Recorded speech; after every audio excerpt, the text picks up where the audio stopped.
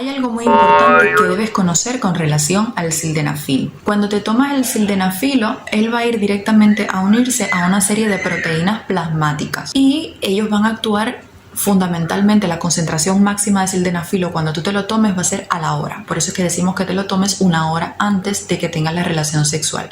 Sin embargo, ellos se van a mantener en sangre hasta 5 horas, que es su vida media, van a estar presentes en tu organismo, en el caso del sildenafilo.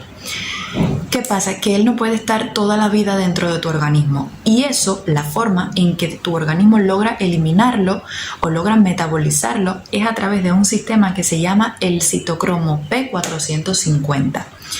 Este sistema va a ser un grupo de enzimas que se van a encargar de metabolizar ese sildenafilo y de finalmente hacer posible de que él vaya al hígado y posteriormente, cuando se metabolice, sea eliminado de un 80% por las heces y en un pequeño por ciento por la orina.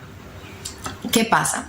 Si este citocromo P450, que es quien se encarga de regular ese sildenafilo para que no te produzca reacciones adversas y para que esté solo en tu organismo lo que debe y no más, si este P450 está disminuido o está inhibido por algún fármaco, entonces es cuando el sildenafilo se va a mantener en sangre mucho más tiempo y quizás puedas tener algún tipo de reacción adversa.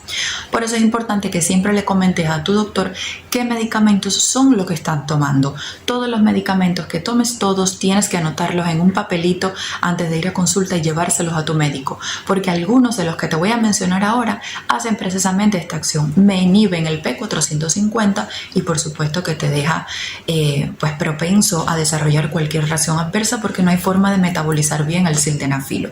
¿Quiénes son estos fármacos? Mira, la ciprofloxacina, que la mandamos súper frecuente para tratar las infecciones urinarias, la cimetidina, que se manda frecuentemente en el caso de una gastritis, otros como la miodarona, el diltiazem, el imatinib, el ketoconazol en tabletas, no la crema, la tableta 200 miligramos, el itraconazol, la ciclosporina, la eritromicina, la claritromicina, la fluoxetina. O sea, hay muchísimos fármacos que tienen este mecanismo.